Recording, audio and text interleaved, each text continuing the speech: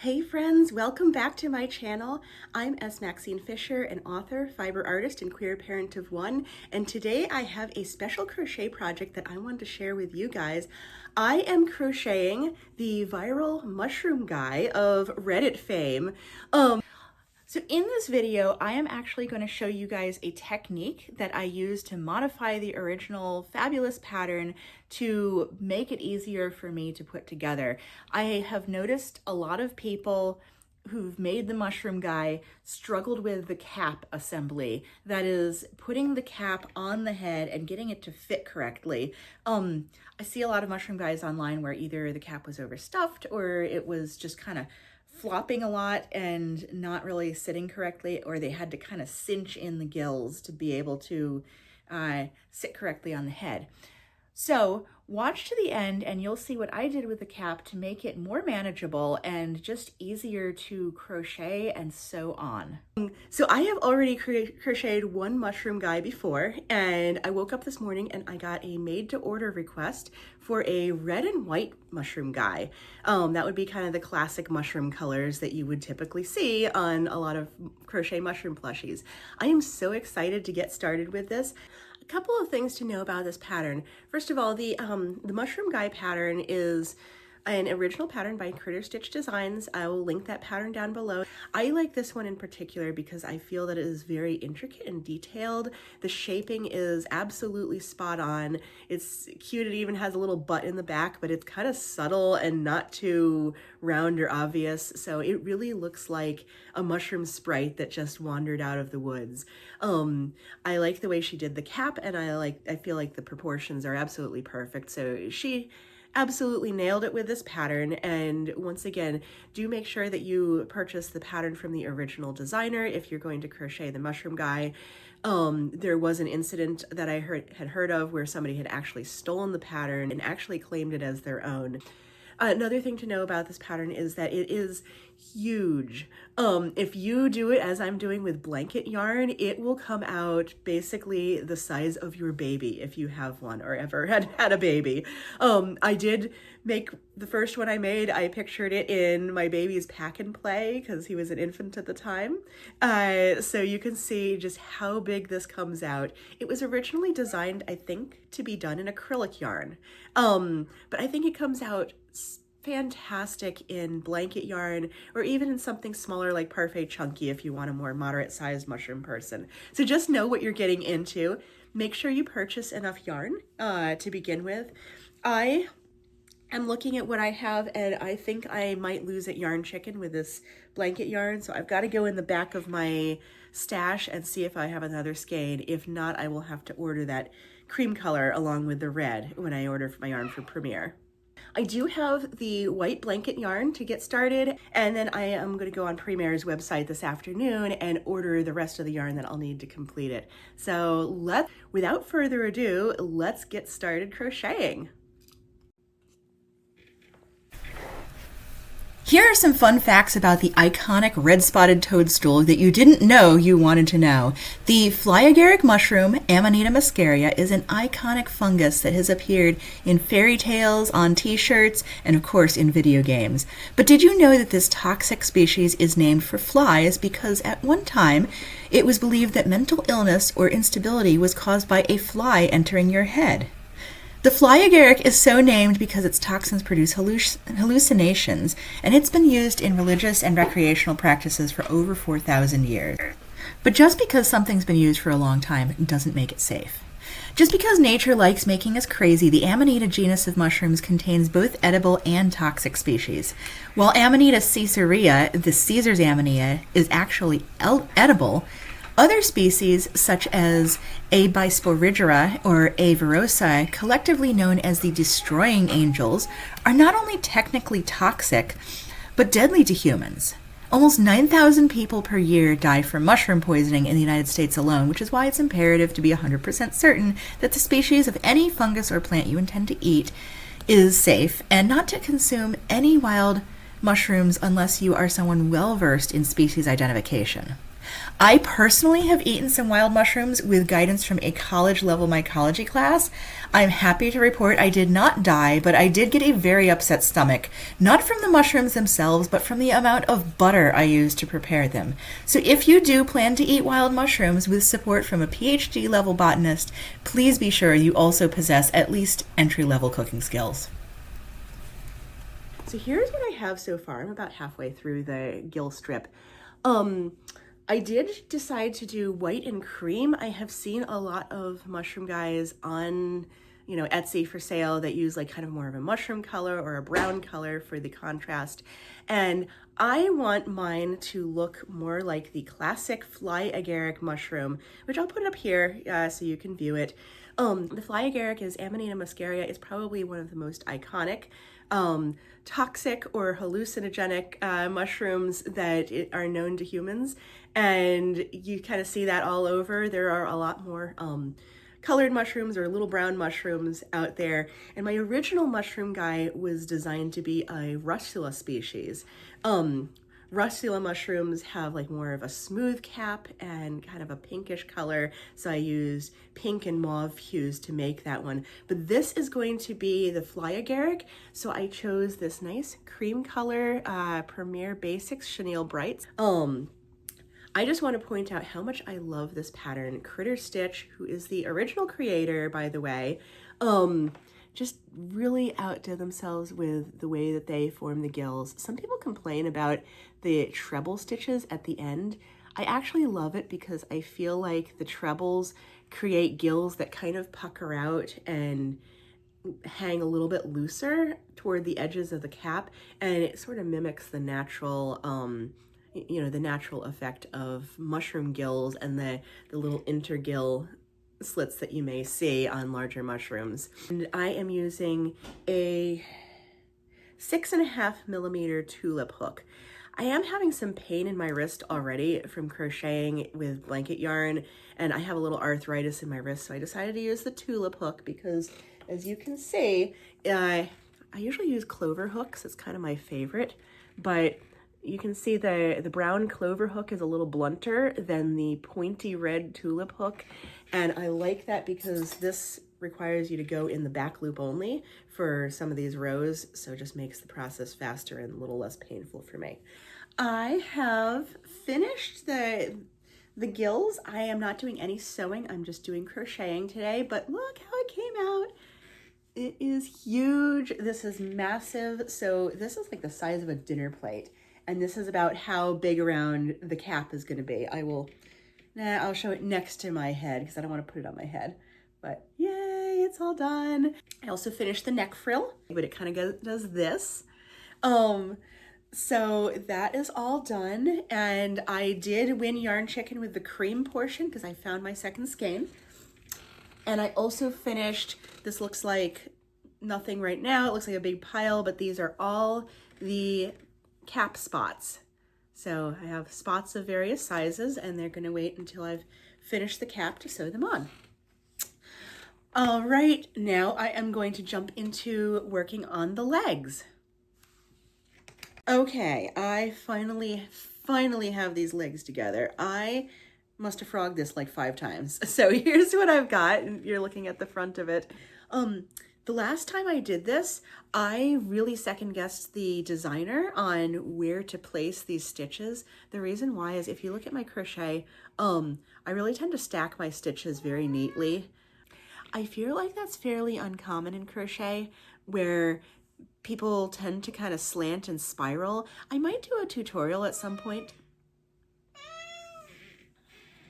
Okay, where was I? So I do tend to not spiral a lot when I crochet. If you can see, my stitches are stacked neatly one on top of the other, except where there's an increase.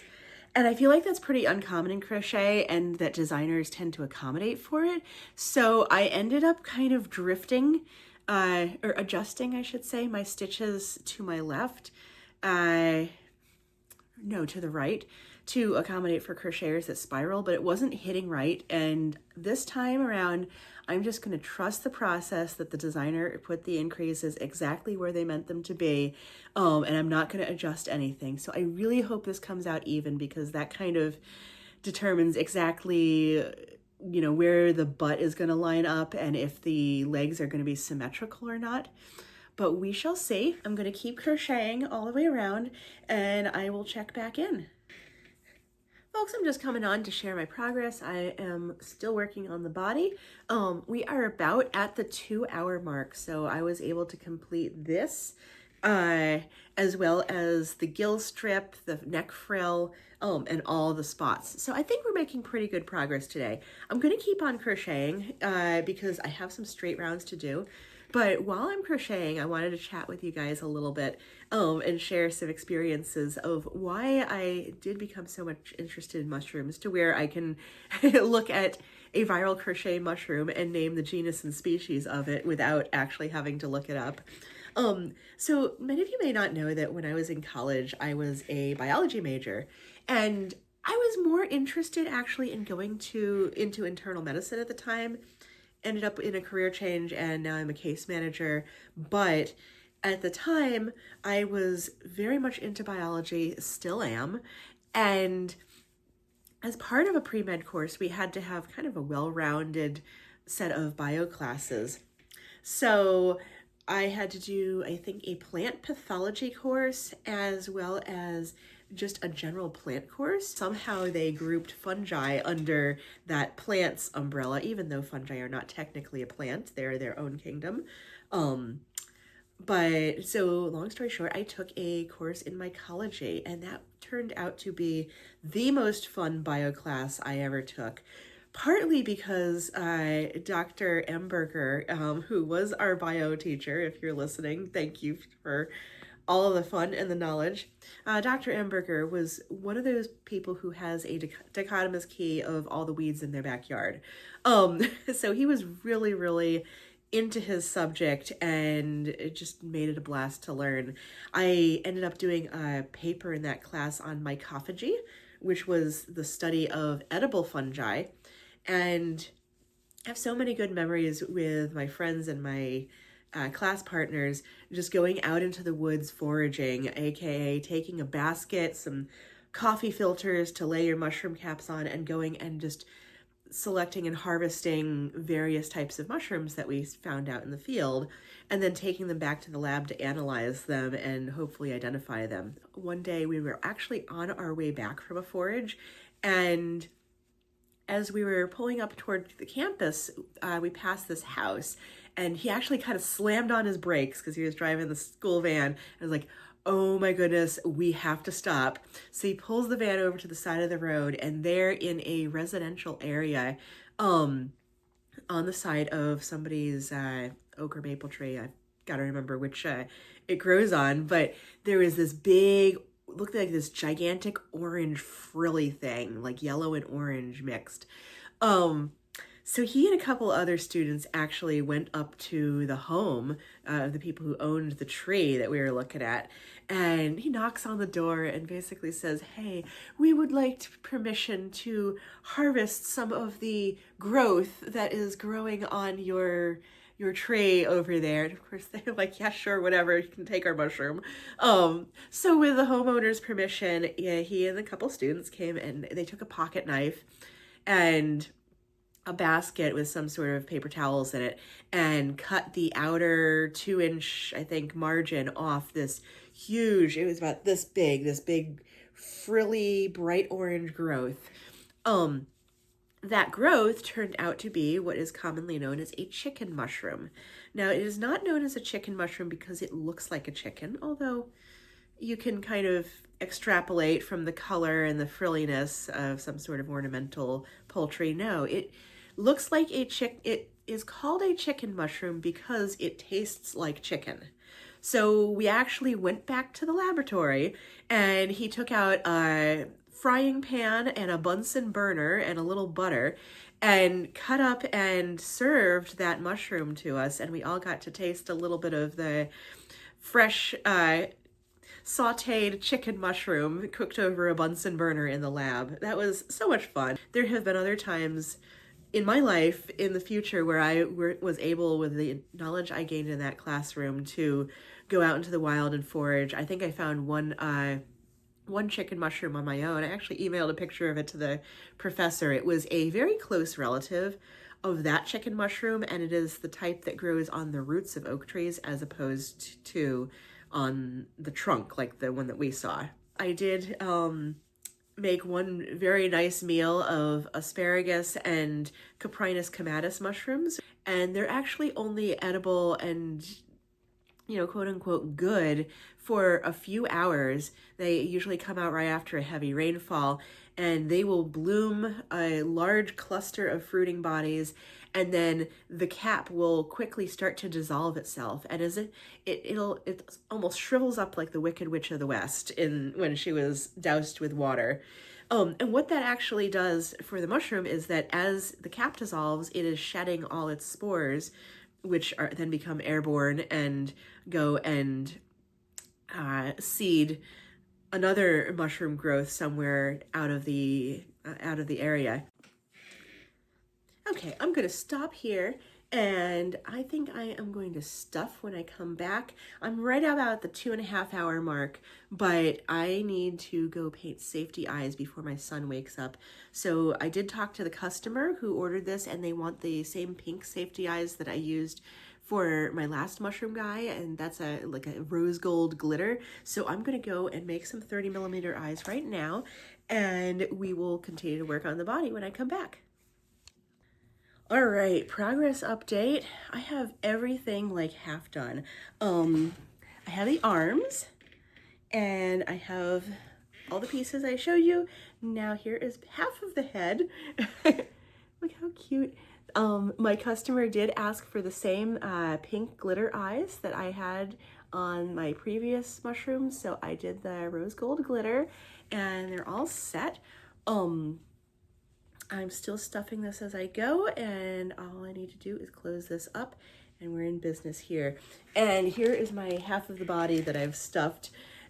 I did take a break from this because I was working downstairs with the baby, so now I am ready to finish the body up after I've done the head, and we'll put them all together. And then all I will have left is the top of the cap, and that will be when my red yarn comes in next week. So here we go. Hey everyone, it is the next day, and I have gone as far as I possibly can on this mushroom guy. So I'm going to show you my progress so far. Here he is. I have not done the sewing yet. You can see I got the pink glitter eyes, and he looks so cute. I did do the mouth on this one. I talked to the customer, and they did definitely want it, even though I took the listing photos before I had sewn the mouth on my other one. So this is going to be, I think I'm going to call her Amanita, since this is an Amanita, and my other one is Russell, that has the Russula cap. So yeah, he looks so cute. I'm really happy with how the stuffing came out. Let me move so you can see the little butt. The little butt. I'm really happy with the stuff job. I'm happy with how he came out. Now, the next thing I have to do is to create the cap. I have the gills for under the cap and the neck frill, which will all go on once everything is put together. Of course, my neurodivergent brain has been thinking about, is there a potentially better or different way to construct this mushroom so that I don't go through all the blood, sweat, and tears I did the last time, just trying to attach the cap. What do I mean? Well, so the gills, as you know, are crocheted in this big ring, kind of like a giant pineapple ring. And then you start at the outer edge and crochet up to the apex of the cap in the cap color, which in this case is red. Now, the last time I did this, I went a little bit rogue. You're supposed to make the entire cap and then sew it down to the top of the head. What I saw when I reviewed other people's work was that a lot of people had a difficult time trying to place that cap on correctly so that it sits nicely, it doesn't poof out too much or flop too much, and that it is positioned correctly on the head. Because you're crocheting under this giant ring, trying to crochet underneath it to the head. So what I did was I said, I can do this a little better, and I went rogue.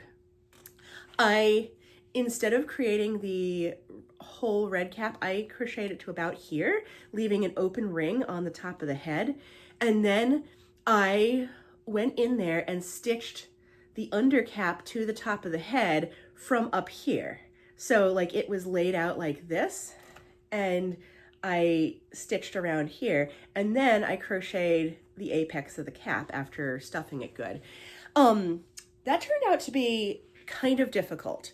Not as difficult as stitching the undercap to the head while the whole cap is constructed and hanging over you, but difficult in terms of because I'm having to sort of hang on to this baby and crochet around the top of the head without really disturbing the stuffing job I was doing on the cap.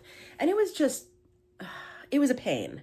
So I felt like I made more work for myself in order to reduce the work for myself. This time around, I think I might go rogue again, but this time I have an idea. I want to, instead of following the pattern, stitch the undercap to the top of the head and then make the cap all in one piece and stuff it as I'm going around and stitch it to the outer rim of the cap. Now what that means is, so I would have to basically follow the pattern backwards and substitute increases for decreases. That's not hard for me. I don't think that's going to take me any significantly more time or effort, but the important thing is I want it to look right, and I want it to look as seamless possible. So I think I am going to try, while I'm waiting for my red yarn to come in, I'm going to try to make a mini mushroom guy in Parfait Chunky with way fewer stitches and just kind of freehand it so that I have a similar cap, and try stitching the outer edge to see how it comes out. And if I can get it to look like it's supposed to look around the edge and it's nice and crisp and it's not looking like a big ugly seam, then I will do that on my mushroom guy, because I want it to look right for my customer. I don't want it to look different from the listing photo, but I also don't want to be futzing around with this mushroom cap. And I just, you know what? This is my neurodivergent side kicking in. And I think I'm going a mile to save a couple yards here, but the end result will be that I will have a mini mushroom guy that I can then sell at my craft fair. That will be my own design. Now I am going to use the same techniques, so I don't think it's going to take me that long. I'm going to basically just kind of shrink down the pattern that I used for this mushroom guy, but I will come back on and show you my progress when I have mini mushroom guy done and yarn has come in, and then we will make a decision about how I'm going to finish this guy and send it off to my customer so that they can enjoy it. So I will see you then. Here's the little gills for my mini mushroom. They're so cute. This is literally a mini version of the big mushroom guy gills. All right, folks, I actually went ahead and did it. I did test out the cap sewing technique, and I want to show you my mini mushroom guy. Ta-da! He's so chunky. I love it. He definitely came out more bodacious than the original. I freehanded this. I did not use a pattern, and I kind of made it pretty quickly, so I didn't want to frog a lot. But look, he's so cute and chunky. And his eyes actually glow in the dark. I used a champagne colored color shifting glitter, color shifting mica powder and glow powder. So if you put him in a dark room, his eyes glow. And I think he is very, very cute. So he will be up for adoption at my upcoming market. I will add some cap spots before I put him out, but I want to show you what I did with the cap. So I made this cap from the top down. Again, I just kind of freehanded the shape. I feel like it could have come out bigger. However, I did the cap first and then the mushroom, so that was my bad. Next time I will do the body first and then get the head right proportions and then do the cap. I love how it came out. That being said, sewn on as opposed to crocheted in. I feel like, so I went through the, sorry, I said this before, but I went through the back only of the red part and I used the red to sew it in. I might try using the, what color did I use? The cream, and see if the whip stitch is a little bit less noticeable, but this is basically the same effect that you would get crocheting the cap into the gills using the red yarn. Oh my gosh, speaking of ideas that come to me right before a holiday that I cannot act upon, I just got a brilliant idea for Halloween make for next year. Um, what if I made mushroom guys, little like mini mushroom guys that were based on the destroying angel mushroom instead of the common Amanita muscaria? That would be so cool. Like I have this vision in my head of it made with like white pupil eyes that have kind of a gray background with maybe some Halloween themed glitter or something kind of spooky and shimmery, and all over white with like maybe very light gray gills just to offset them. That would be so cute. So I was up late last night and finished this. I have it like folded in half, but look at that. That is huge. This is, I feel, and don't worry, it will not be so wrinkly once I stuff it and put it on. But this is massive. Here, I'm gonna just hold it over my head. I'm not actually putting it on my head, but this is the cap in relation to a human. I literally just started at round 30 and worked my way back, doing the same number of decreases and straight rounds that I would do if doing it the other way, but instead of decreases, I used increases. So today is gonna be my sewing day. So I need to sew all the white spots on the cap and then assemble my mushroom guy and put them together. I'm also gonna be working on some other items for my upcoming market this weekend, so let's get busy. All right, coming on again because I wanted to show you one thing. So here's my progress on the mushroom guy's body, and I'm using these bamboo pins to hold on the arms. I did have like one big knitting needle just jabbed all the way through, but once I pinned these down, I realized that I had the arms at 2 different levels. So I like this level a little bit better. It's literally just 1 round higher than this, but I wouldn't have been able to catch that with a larger amigurumi stick. These are the pins I'm talking about. These were actually in the cookware section of, I wish I could name a big box store where one might find them, but they're little skewers, and I got them at Good Store out in Lancaster County, Pennsylvania. So they came in a box of like 100, and I've just been using these to pin on small pieces or pieces where fine detail is required. So I'm really glad I got these, and I just wanted to show those to you. Here's the body. It's all sewn together. I did leave the pins in, and I kind of put them in like in a crossed position to hold the arms down while I sewed, just so they wouldn't flop around and potentially get pulled or misshapen. He looks so cute. He's all put together. I stitch my necks down on the mushroom guy because I feel like the cap can be really heavy, and I don't want it to distort the neck so that it flops over to one side. I want the head to be stable enough to support the cap and its weight in whatever position the person wants to lay him. So that's why I stitch it down. So look at him, he looks so cute. I am really glad that I used the method I did, doing the hat top down, and let myself just sew these gills on freehand. So I used the bamboo pins to just affix the cap exactly where I want it, and I pinned it all the way around. It took me a couple tries where I could kind of look at it and see, okay, if this is showing the right amount of his face, and then I'm just stitching the cap down from the top here. I did offset it, so, excuse my kitty. I did offset it so it's sitting right here, just in front of the center. So I wanted to show you the technique I used. With the bamboo pins, I actually pinned it exactly where I want it, and that allowed me to pull in just a little bit of slack. I didn't cinch it, but I did make the center just a tiny bit smaller by just kind of pinning these with, kind of pushing the gills together so that it's smaller in the round than it was, so it wasn't like flopping and pulling outward, so it's not super loose. I am glad I used the technique I did, and I did want to share that with you in case you do, because I feel like the cap is the hardest part of the mushroom guy, getting it exactly right and getting the gills to sit where you want them. So this might work for you if you're doing this.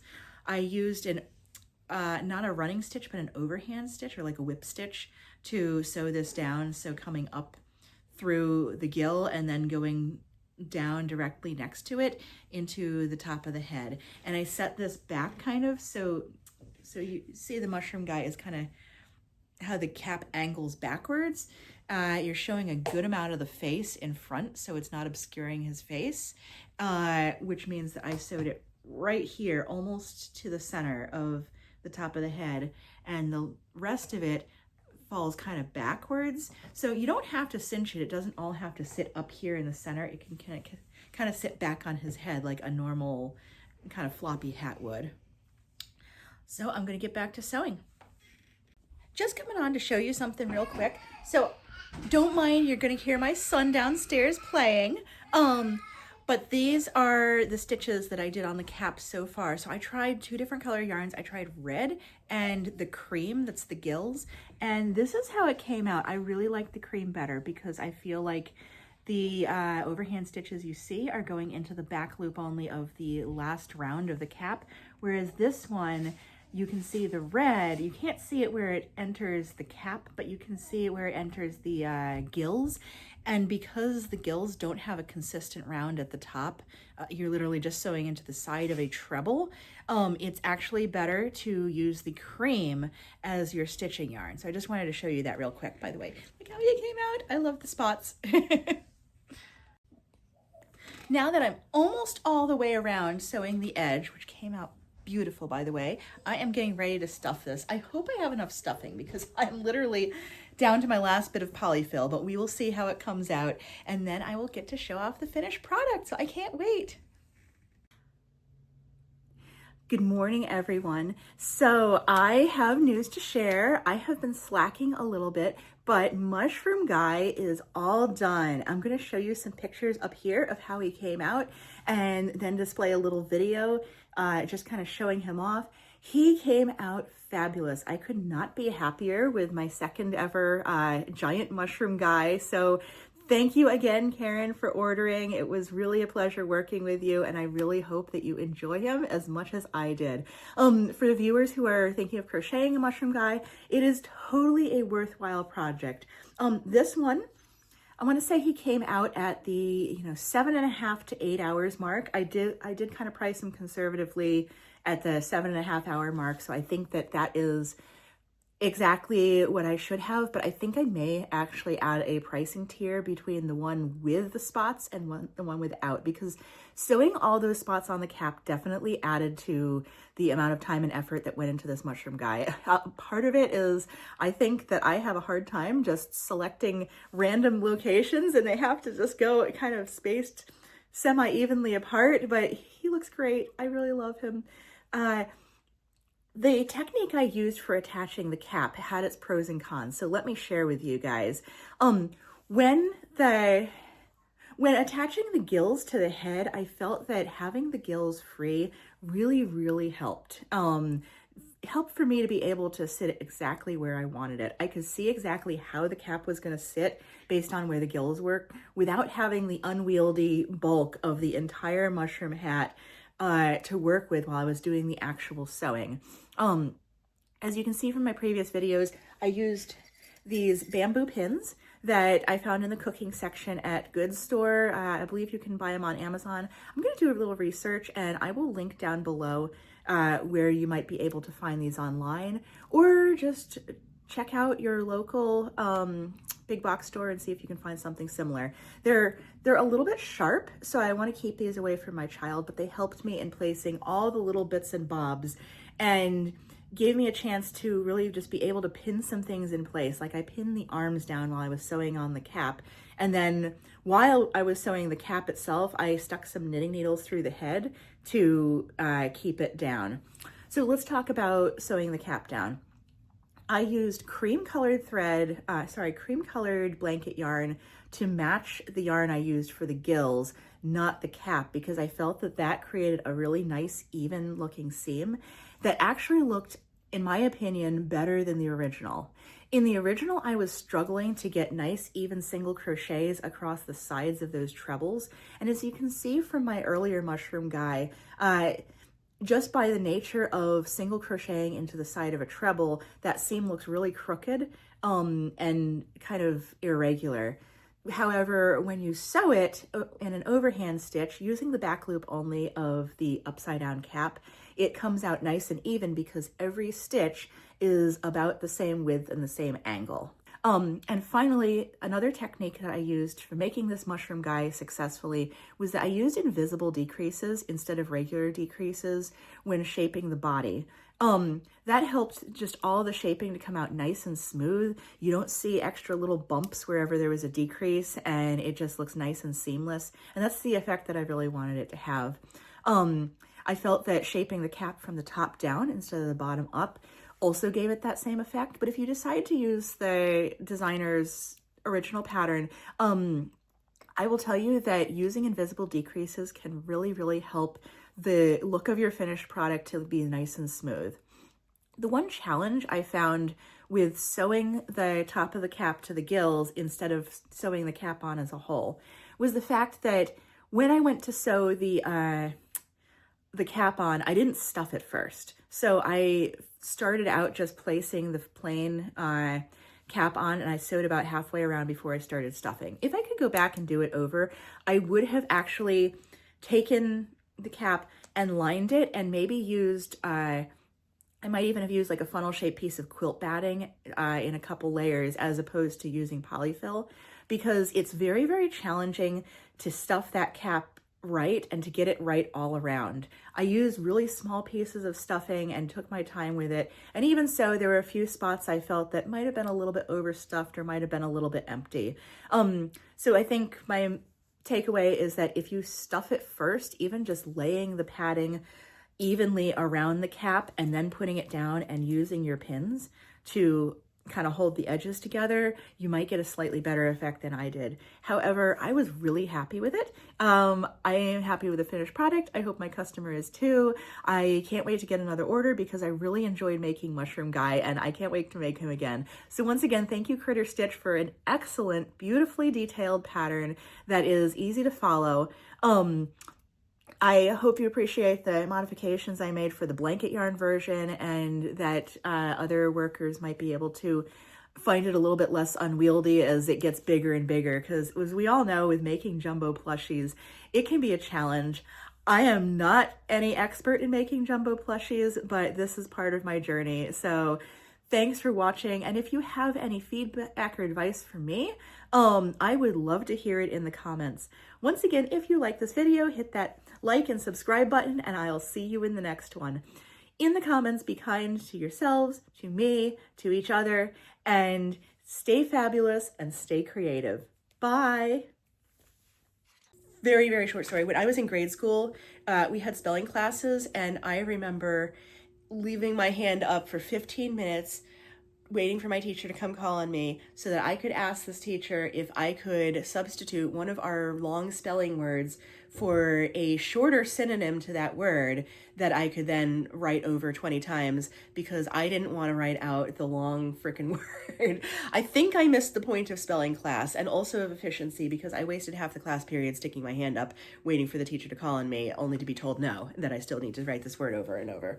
And I hate long repetitive tasks that just, I feel like waste my time, and I will go like a mile to save an extra couple yards. Here's the little gills for my mini mushroom. They're so cute. Oh wait, I have them inside out. Hang on. Here's the little gills for my mini mushroom. They're so cute. This is literally a mini version of the big mushroom guy gills.